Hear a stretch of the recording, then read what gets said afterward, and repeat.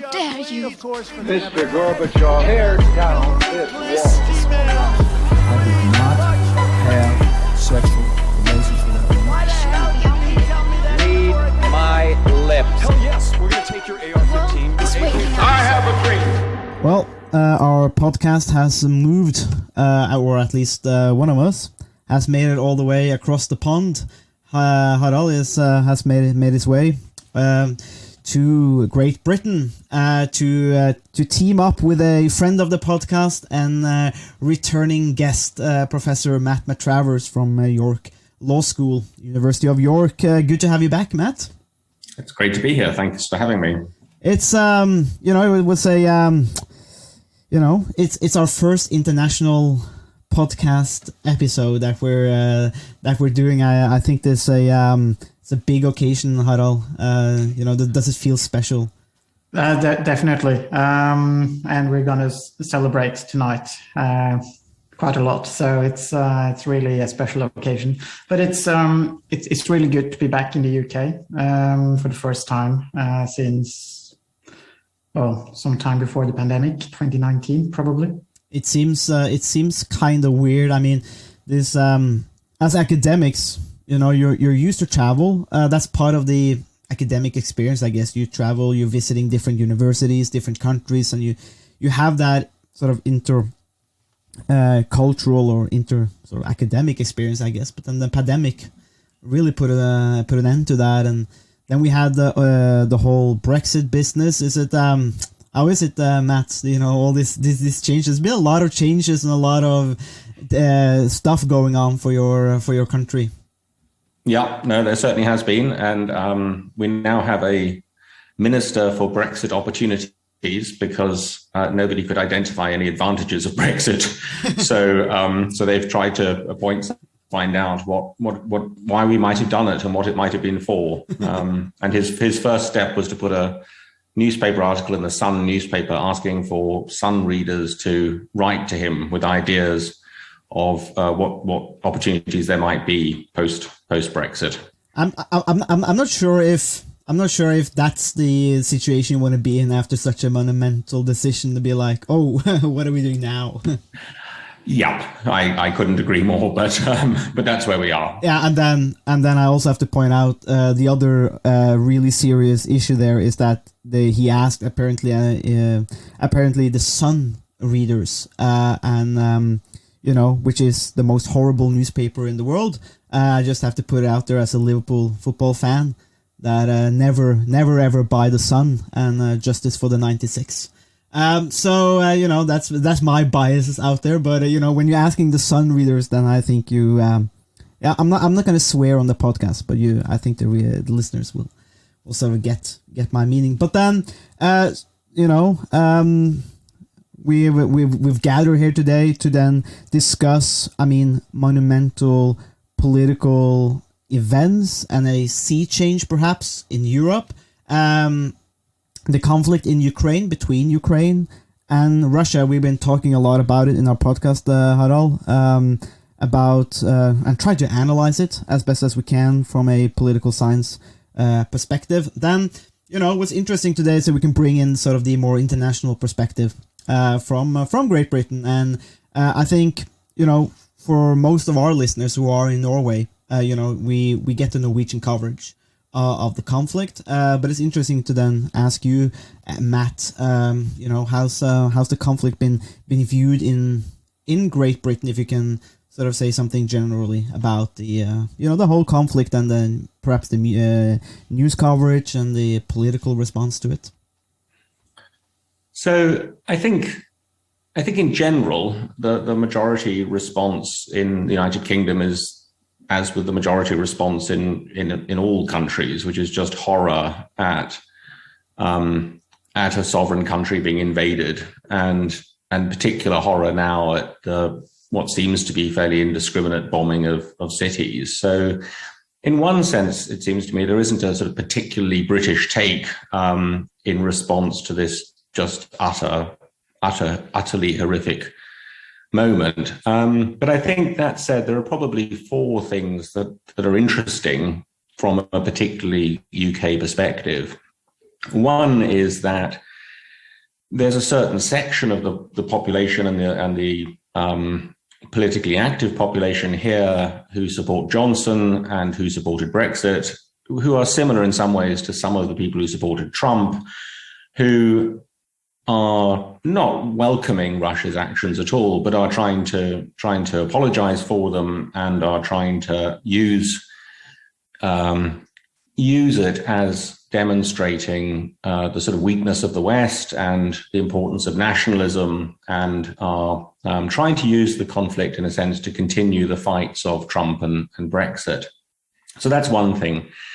The second thing is Brexit and the position we're in now, which is that, you know, the EU 27 are making decisions on sanctions and so on, and Boris Johnson, of course, is not in the room, and so we're having to wait for the decisions to be made and not being part of it. And this is really the first major world event that's happened since Brexit, and it's really brought home the degree to which the UK is now not a part of Europe and is isolated.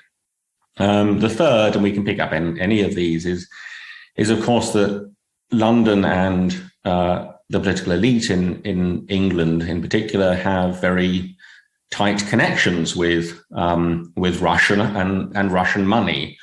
You know, London is referred to as Londongrad, or the laundromat for washing Russian money. And to pick up your football point, you know, Roman Abramovich owns Chelsea, although he's now trying to sell it very quickly. Other oligarchs are connected with Everton. And so Boris Johnson's the Conservative government's response has been to insist that the UK is acting as quickly as the EU. But in fact, it seems as if all we're doing is saying there will be sanctions on these particular individuals, but they'll start in about 30 days' time, which gives them, of course, all the time in the world to move all their money before we come after it.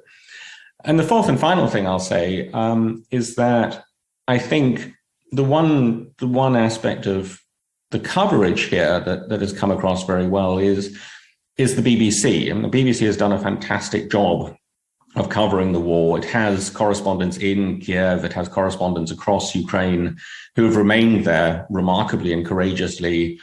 One can only hope that the BBC coverage is getting into Russia, and it's really been an example of public service broadcasting at its very best.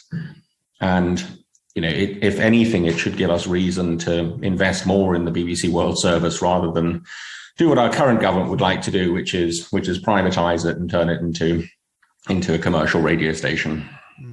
So do you see? I just want to pick up quickly on that one point you made about, you know, basically, do you see, you know, the narratives or the perspectives on the war, and then getting tied into, you know, you mentioned the Brexit and the support for Trump, or the more nationalist perspective, and that they're like, you know, they don't like what Russia is doing, but then, you know, you still want to have that, I don't know if we can describe it as a sense of, like, you know, increased nationalism. There's a nationalist trend, and which also seems to sort of rejoice, I guess, away in the so-called demise of the liberal West, the way they see it. Do you see, you know, are those narratives being intertwined and mixed up here?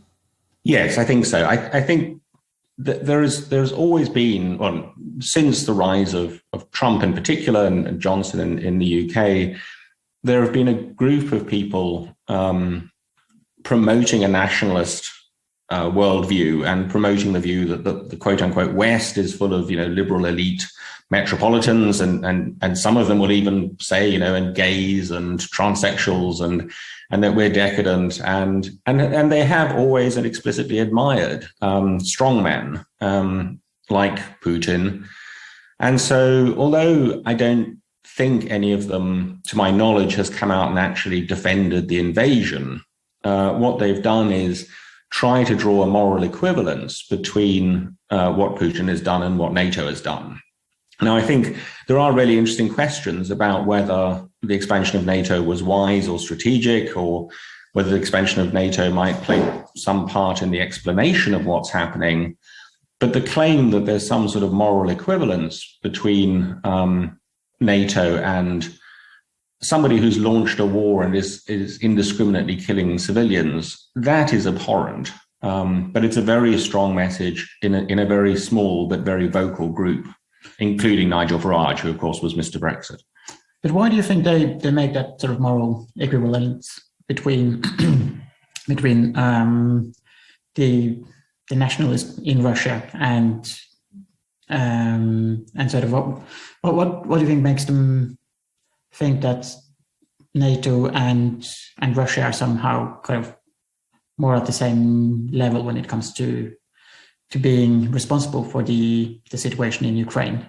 Because it seems a bit difficult to kind of see why they would make that claim in a sense when you look at many of the events recent years and months. To be honest, I'm not really sure. I think one reason is that having been so vocal and admiring Putin, they're just embarrassed and they're not prepared to condemn him. And this is a sort of weasel way of avoiding that by saying that, both sides are to blame. But I suspect there might also, strategically in their mind, there might be the thought that this for them could be a disaster. I mean, we've seen the EU in particular pull together in astonishing quick time to impose sanctions. We see countries like Finland looking suddenly to NATO. Even countries that are sort of rogue within the EU, like Hungary, have suddenly come into line. So in a sense, far from the sort of decadent West not responding, what we've actually seen is a strengthening of the West. And maybe they just perceive that as very dangerous to their nationalist agenda. They would like to see the EU split. They would like to see each country become more, America first, Finland first, UK first. And this poses a challenge to that. But I to be honest, I find it so abhorrent to make the moral equivalence claim that I find it hard to think myself into their minds. But you see that a lot of times, right? And I think because we talked a little bit before we started the recording too about this story, because it seems, is it somehow difficult? I mean, I find it sort of difficult when I'm thinking about it, and I see a lot of people talking about it, because keeping issues separate or keep them it seems a little bit. I mean, it should be possible to have a conversation about the West's dealings in Iraq and Afghanistan and critique it on its own merit, but then keep it separate from what Russia is doing.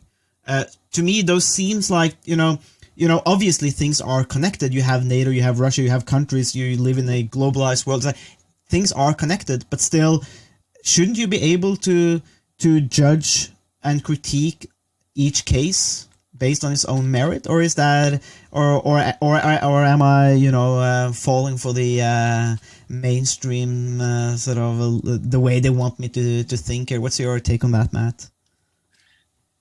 I mean, as academics and as political scientists, part of our job is to take each case and analyze things and only draw connections when those connections are justified. I think in the real world of politics with a small p, people both deliberately and I think mistakenly simply jumble things together. And certainly the response of sort of "you did it too" it's not an uncommon one in human life. It's very common in our personal lives. And undoubtedly, the invasion of Iraq, possibly even the intervention in Kosovo, has weakened the international norm that you simply don't go around invading other sovereign states. Now, is that true? Well, it may very well be true, but that's no justification for what Russia has done. So I think one just needs to be very careful about what conclusions one draws from those kinds of events. I mean, one might think that the one argument that has some weight is what we might think of as a kind of standing to criticize argument. So, think about your own personal life. Imagine you have a colleague who always lies, and then one day you lie and your colleague criticizes you and says, why did you do that? You should never lie. I mean, you might think, it's right, you should never lie, but who are you to say that? Because you do it all the time. And we might have that sort of response that America and the UK's position to criticize is slightly undermined, slightly hypocritical. But even that is a very separate argument. That's an argument that says there is a terrible wrong here, but certain countries are not really in a great position to call it out. It doesn't deny that there's a terrible wrong here. If I can just add something to that, I think one of the things that the rest of the world sort of learned in the aftermath after the invasion of Iraq in 2003 was basically that we can't really do that anymore. We can't do these things anymore. It's wrong, and it's sort of nothing good comes out of it. And then Putin sort of seems to have drawn the opposite lesson. Well, the rest of the world thought that, well, this was horrible and we should never ever do that again. Then Putin seemed to think that, well, this is a good idea. And the interesting thing is that what happened in Iraq after 2003 was a complete disaster for the US and the rest of the world. And then Putin apparently seems to do the same type of mistake in Ukraine today by trying to invade. And it should be a kind of warning instead of something that you think of as an opportunity when you look at the lesson from the Iraq War. And what we have seen in Ukraine so far seems to sort of point in the direction that the invasion is going to be a disaster for Russia as well, in addition to, well, obviously for Ukraine and the Ukrainian people and many other countries as well. So it seems a bit strange to make that argument that, well, because the US invaded Iraq in 2003, then we can do the same today, because it doesn't seem to be it wasn't a good decision then, and making the same mistake today doesn't seem to be a good decision or a good strategy either. And at least the US kept up the charade for a bit in the UN Security Council and Assembly, trying to actually muster some evidence, although it was cooked up. But I mean, I wonder if Putin really believes that people are buying the stories about the Nazification of Ukraine and the genocide, which nobody has seen any evidence of. So I mean, yeah, you would think, and I was listening earlier to the speech that Professor John Mersheimer gave in Chicago, which even the Russian authorities have quoted, because he basically puts the blame on the West because of the expansion of NATO and going further into the Eastern Bloc. Then that somehow automatically pushes Putin to respond, and so we have to take the blame for it. And I'm wondering, there's like, John Mersheimer is a famous realist scholar that we covered, this school of thought we cover in our podcast. But it also seems, I don't know, just too easy in a way. It's just that. So, and one of the things that I'm thinking about is that these analysis and these arguments about NATO expansion and forcing Putin's hand, it also seems to me to deny Ukrainian agency. It's like they're just pawns in on this chessboard, and then Russia and the rest of the world can just do whatever, and the Ukrainians just have to accept whatever they're doing. And to me that seems, quite disrespectful too, because, I mean, what if the Ukrainians really want to move westwards? And why should they be denied the political opportunities that they want just because Russia wants a buffer state? And it seems like me that, in some of those analyses that don't seem to recognize that. But, yeah, I mean, if you can just finish that point, what do you think, Matt? Just about this whole narrative and discussion. Yeah, I mean, I think it's important to say two things. One is the realist explanation of the conflict, if it has power, only has power as an explanation. It might explain why we've got into the position we've got into, and it might explain why Putin felt under pressure. What it doesn't do is justify what he's done, and it doesn't mean that we share the blame. Nobody shares the blame for invading Ukraine and bombing civilians. That is entirely at the foot of one man, and that's Vladimir Putin. That's not to say that the realist position as an explanation doesn't do any work. I mean, it might be true that actually we look back and we think it was unwise in just practical, in sort of, consequentialist terms. It was unwise to expand eastwards. Now that then raises the point you make, which is, but in these geopolitical games, then where does Ukraine sit? And I guess. So my view is like yours. I think it's unfair and unjust to say to the Ukrainians, well, bad luck, you don't get to be free, you just get to be a buffer. I suppose the realist, to try to develop the realist argument a bit, without in any sense justifying what's happening, I suppose the realist might say, as realists tend to, look, the world is not fair. And we have to confront that. That's what it means to be a realist. And so, maybe from a realist perspective, places like Ukraine are just sort of globally unlucky. They just got unlucky to be the country that is between NATO and Russia. Now, I don't think that's a compelling argument, because I'm not a realist. But if I were a realist, I think that would be my response to you, which is to say, look, in a sense, you're right. It's morally wrong to deny Ukrainian agency and to deny them the chance to develop to the West and to be free on a Western model. But politics isn't about morality. That's precisely the realist thought. And so the realist can say, yes, it's morally wrong, but it's practically necessary. And I guess can ask, the question, if we had done it, if we had done what they see as practically necessary, would we have not got to where we've got to? And then there's also an element of push and pull as well. Many of the countries in Eastern Europe, they felt pushed away from Russia because they perceived Russia as a threat because of what happened in Hungary, 1956, and Czechoslovakia in 1968. So many of these countries, they wanted to move away from the Russian orbit, and they wanted to escape Russian influence. And from a sort of realist perspective, that was sort of how they wanted to to become safer. And perhaps if Russia didn't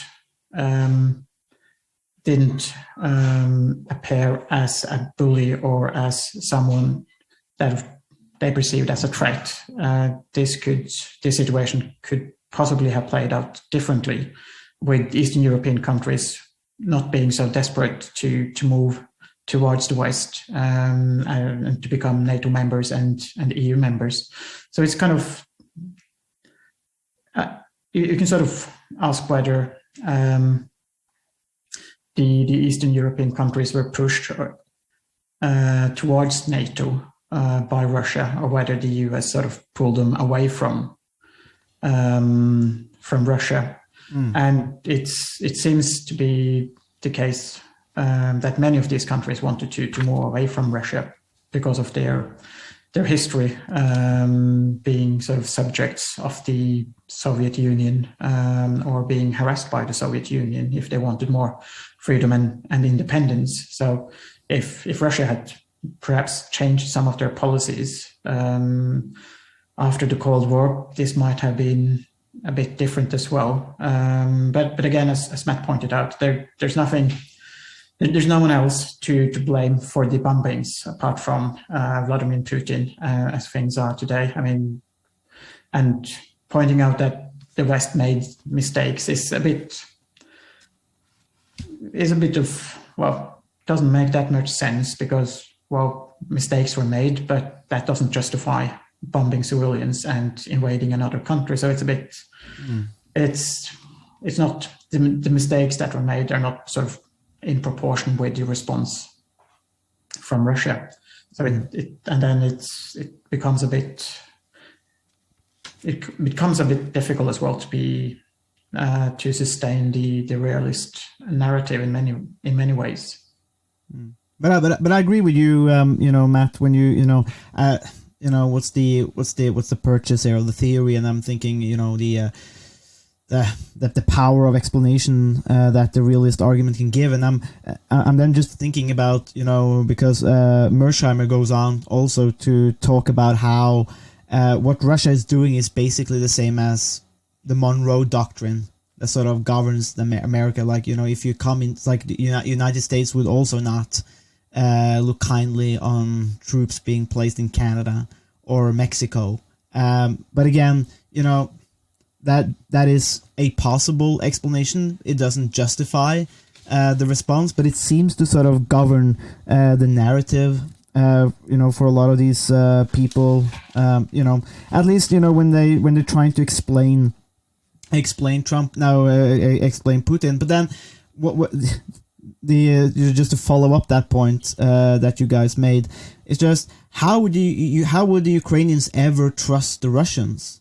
Because now they're pawns and they just have to accept that they're a buffer state. As you said, that's like, you guys are just unlucky. So we're going to deny you agency. You're a buffer state. And Mersheimer talked about, Ukraine is not of strategic interest. But they're of strategic interest for Russia. So, good riddance. But why, like, in this, because now it is a big conflict. So how would, even if you secede territory, how does Ukraine ever trust the Russians, or how are they going to be able to move forward without actually seeking security and support from the West?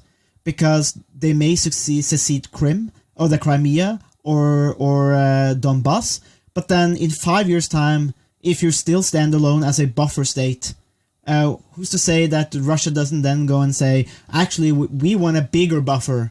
We want a better regime in the rest of Ukraine. So it seems to be no end to this. What do you think about that? I think that's right. I mean, just to go back to what you said right at the beginning, though, I think it's very important to say that it's not a case of America, the US wouldn't accept Russian troops in Canada. That makes it sound as if there were NATO troops in Ukraine and as if Ukraine was actually a genuine threat. And that's just not true. I mean, it's true that Ukraine has moved in a certain way towards freedom, and it's true that Ukraine showed an interest in NATO membership. But it is not true that there was any imminent threat to Russia. And in fact, it's ludicrous to think that Ukraine is any kind of threat to Russia. But coming on to the second part, I think you're absolutely right. And one of the deep puzzles about what Putin thinks he's trying to achieve is that it looks as if whatever one could imagine he wanted to achieve is going to be the exact reverse of what he does achieve. Perhaps he genuinely believed that Russian troops would be welcomed. It's said that the troops have been told that the Ukrainians would welcome them as liberators with flowers. And I don't know. Perhaps he believed that, but it seems very unlikely given that there's been a war in eastern Ukraine for 8 years and they haven't, and that's precisely because Ukrainians didn't welcome them with flowers. But everything else you then say is right, which is, I would imagine that there might even have been Ukrainians who were sort of indifferent to sort of greater Russian involvement in Ukraine, who might have been willing to cede certain areas of territory in the names of peace. But now these people, their hearts are going to be hardened for understandable reasons. They're if anything, they're going to be much more anti-Russian now. And it seems hard to believe Russia can hold this territory as a fiefdom. And as you say, what are the things that the president of Ukraine has done? Well, he's immediately signed an order asking for European Union membership and renewed the call for NATO membership. So exactly as you say, what and as Harald was just saying about being pushed, being invaded is a very big push towards the people who will protect you. So it looks as if it's just strategically a very unwise decision. And one of the problems with the argument that the US wouldn't accept Russian troops in Canada or Mexico is that somehow the US managed to sort of to have a friendly relationship with their closest neighbors. And then that's what Russia didn't manage. They didn't manage to secure cooperation and sort of a friendly relationship with Estonia, Lithuania, Ukraine, and many of the other neighbor states. So it's kind of if a country behaves in the very strong realist way of behaving, then they will also then they will push their neighbors away, and they will and their security situation will perhaps even deteriorate, and that then is sort of ends up in a situation where everyone is losing, and everyone is worse off than at the beginning, and that's sort of the perhaps to some extent what's happened in this situation as well, when Russia has behaved aggressively towards their neighbors, and neighbors have deliberately moved away from the Russian influence. Yeah, as you say, there's a big push factor here, and I guess it's seems like Russia has failed to pull states into its orbit voluntarily, that you want to be part of it, whereas I think that's one of the great virtues perhaps of the EU, which is maybe a bad thing that the UK actually left. It's just that you can actually pull these states together in a way and work together, and you create some sort of cohesion. I think it's a great argument for the EU. But then you're able to pull states in by the virtue of that fact. But then Russia seems to be very good at pushing countries away, and then when they're being pushed away, they're dragging them back in by force. We talked about this, Harald. This weird argument about we being the brothers and sisters, and now we have to kill you to make you see that we're family. And it's like it seems really bad. And then, but it just hit me. I just want to bring that up as well, because one of the arguments that I've seen from Mearsheimer, but also other people, is that the EU and Europe and the West has deliberately tried to peel Ukraine away from Russia. So that's one of the arguments, and which I cite now from John Mearsheimer. He's saying that Europe or the West tried to peel Ukraine away from Russia. That first of all, that makes it seem like Ukraine belongs to Russia in some sort of way. But also, is there like this? There's an argument there, or there's an argument being made that there is a concerted effort by Western countries to sort of, under the table, pull Ukraine towards the West in an effort to undermine Russia. The way so I could be wrong, and I'm wondering what you guys think about this. My reading of the situation is, again, the Ukrainian agency. It's like I wanna believe the Ukrainian people when they voted a certain way, when they had their revolution or the political uprising. I'm thinking this could be a reaction, a consequence of the Ukrainian people not wanting the to be in the Russian orbit, but to look elsewhere. But then you have Mearsheimer and others saying that no, this is a concerted, deliberate effort from Western countries to peel Ukraine away, and that argument is being echoed, in a lot of places. So, what do you think about that issue there? I think there are two things to say. I mean, one is, if we go back a bit further to around 2001, it was clear that Russia and Putin, envisaged a kind of a sort of equivalent of the European Union, but of the East. And, again, when history comes to be written in 50, 100 years' time, when we've got a better perspective, it might be that, more could have been done to try to accommodate and try to allow that to happen. But I think, I'm not an expert in this area, but it does seem to me that the difference is that the European Union is really a union of relatively free states. Now, I'm not suggesting that each state has equal power, or that some of the smaller states aren't members because they worry about the influence of Germany, say, or France. But the Russian model seemed much more to be, you will come into our orbit, rather than that we will join with you in a community. And as you've been saying, being told you'll come into our orbit and obey us is not really the best way to attract people. As for the peeling, I think that I'm sure that it's true that some Western agencies have tried to support civil society movements in countries. But that's perfectly okay. There's no reason why that shouldn't happen. And there's no reason why, if Ukrainians appeal to notions of human rights, for example, that should be labeled as somehow Western. But this narrative is a very poisonous one, and it's used in Russia. So one of the ways in which Russia and Putin have exercised control is by essentially making illegal any institution that receives funding from quote unquote the West. And that way they've closed down, organizations like Amnesty International, but also, religious organizations and all sorts. And they're declared to be spies because they're getting money from the West.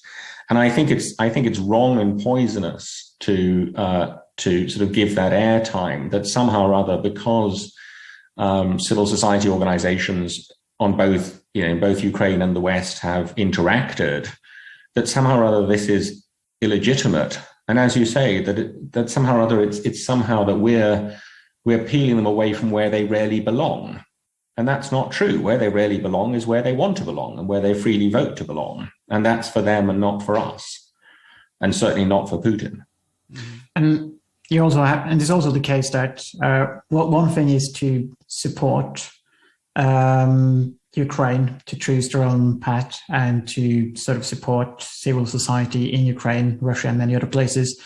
That's sort of, as Matt pointed out, that's entirely legitimate.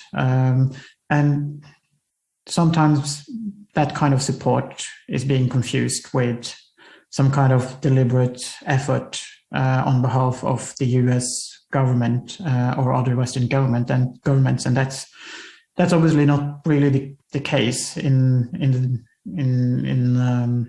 when it comes to the conflict in Ukraine. It's not really the case that it's been some kind of concerted effort to overthrow a regime in the sense that Putin and many others are trying to argue in favor of. So you can't really confuse the support for civil society and Amnesty International and other organizations with some kind of sinister plans by the US government or other governments, because that doesn't seem to have happened in this case, at least.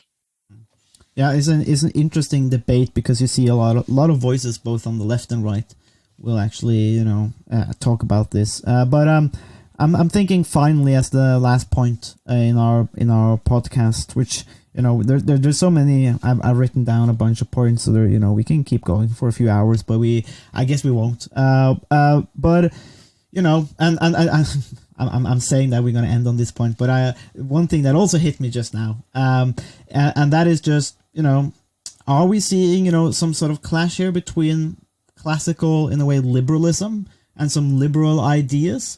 And I'm not sure, so clashing with some sort of more authoritarian or tendencies, because it's quite a liberal standpoint. We have to say that, Matt, when you say the Ukrainian people should decide where they want to be, it's still a fairly it's an argument that will fall in the middle of a more classical liberal idea, but not everyone is buying the whole liberal idea or the liberal theories or thoughts and arguments. So is it perhaps a broader problem or a broader conflict here of sort of like a uprising or revolt? I'm not sure if those are the right words, but you see strongman like Putin seems to have a sort of an appeal, and then you have a very strong appeal about the Ukrainians' right to decide for themselves what they want to do.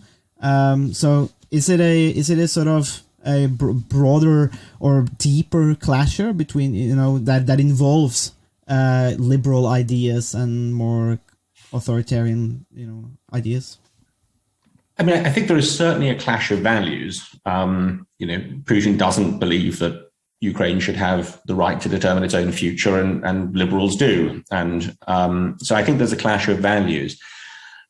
Whether this is some sort of grand historical moment is much more difficult to tell. I mean, I'm old enough to remember when everybody got very excited when a political theorist called Francis Fukuyama brought out a book called The End of History and declared the end of history, that liberalism had won. And that now seems, sort of sadly ironic because it predated Islamic terrorism, and now it predates, one country sending tanks across another country in Europe. But I think, so certainly there's a clash between liberalism and authoritarianism here. There's a clash between different world perspectives. Whether it turns out to be something more significant in terms of world history, I think we'll just have to wait and see. I have to say my own instinct is it will be interesting. I mean, it sounds horrible to say it'll be interesting as if one's watching this terrible human catastrophe from the point of view of just analyzing it, but that's all we do.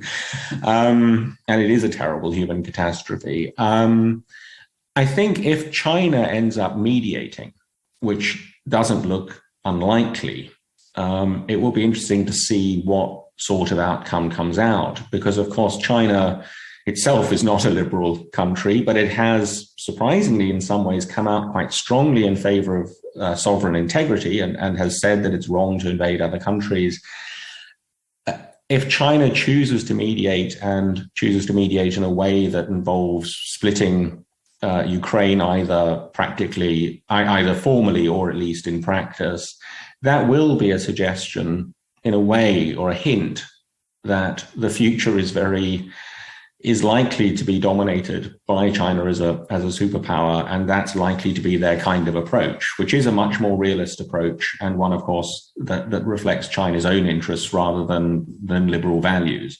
But whether that comes about, and if it comes about, whether it really marks a moment in history that is a tide turning against liberalism and in favor of something like authoritarianism, it's always dangerous to say that this is a moment. You only find that out in about 100 or 200 years. Interestingly, sovereignty has always sort of played an important role in realism, at least since 1648 and the peace in Westphalia. So in that way, it's interesting to see now that the idea of sovereignty is so is undermined in this drastic way that we see in Ukraine today. So it's difficult to see whether this is, as Matt pointed out, whether this is sort of a truly historical moment. My hunch would be that to some extent this might be a watershed in at least European history for the last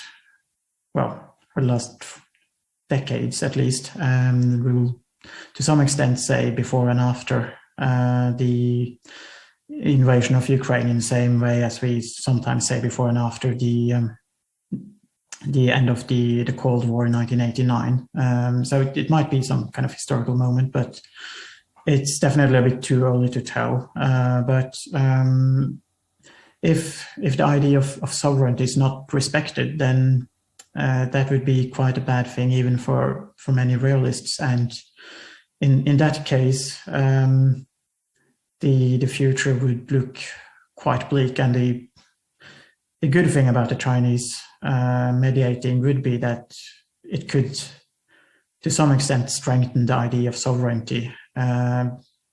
If it turns out perhaps slightly more positive and optimistic than what Matt suggested, so that could be a good thing, but it's a bit early to tell. But that would be sort of perhaps a best case scenario. And it's strengthened.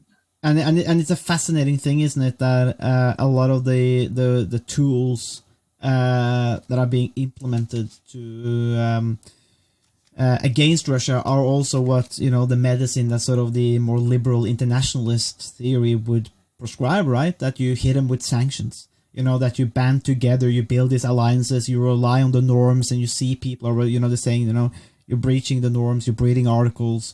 We have all these rules that are regulating affairs, and so we need to abide by them, and we're not gonna sort of go in and then bomb Russia or anybody now, but we're gonna try and control you with this liberal sort of what the liberal internationalists would deem necessary, or as a good means to sort of combat Russia. And we'll see if that actually works out, because we're actually seeing some international schools of schools of international thought being played out here. Who and I mean it's somehow you're touching on it, Matt. It's kind of pointless in a way somehow that we find it interesting, but then it is a tragedy. But then at the same time, we have a lot of people acting according to some of these theories and whatever, and so it's interesting to see what they're telling us, because now we're actually seeing and my final question for you, Matt, because we're touching on those tools and the responses.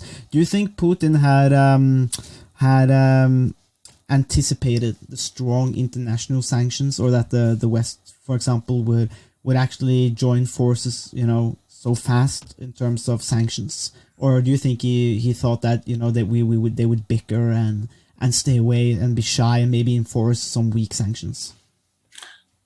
I mean, asking anyone, I think, to put themselves in the mind of Putin at the moment is very difficult. I mean, who knows really what was going through his mind? Certainly the evidence, insofar as there is evidence, seems to be that he neither expected the resistance in Ukraine to be as strong, nor the West's response to be as strong. And I think the West's response has been, with the exception, I'm sad to say, of the United Kingdom and of a number of other countries, including India, actually, the West's response has been remarkable in its speed and its strength.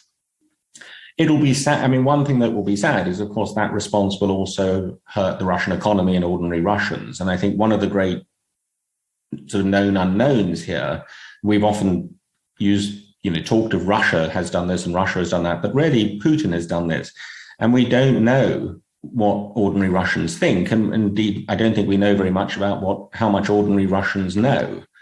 But I will be astonished as and when what Putin is doing sort of filters out to ordinary Russians. They might be too terrified to demonstrate and to say, but I would have thought they will be as horrified at Putin's actions in attacking fellow Russians in many ways, fellow Slavs, as we have been. And so, perhaps one thing that might come out of this is not only that Putin has made mistakes in thinking that there would be no resistance, and the West, I think, post-Afghanistan is weak and wouldn't respond. Not only has Putin made mistakes about that, but let's hope he's made mistakes about Russia, and let's hope that somehow or other within Russia he gets replaced, and somebody far more humane, even if not fully democratic, has a chance to lead that country. Yeah, I guess that's the interesting part. What are what do ordinary Russians know, and how are they going to react when they find out? And I think, just to end on that, I think it was a moment right before the Russian athletes were thrown out from the international competitions in cross-country skiing and biathlon. They asked one of the athletes, and he says, and the question was just something like, what do you think about the situation in Ukraine? And without thinking, he just said, "Oh, you mean the rescue operation?" And so, but it was so intuitive. It's like, he didn't have time to think about it. He didn't go 10 seconds and be like, "Oh yeah, the rescue operation." He just that was his immediate response. "Oh, the rescue operation." So it's clearly that they're being fed, articulate a clear narrative that they're supposed to believe in. So I think that's I don't think they really know, but we're gonna see when the body bags come home. That's the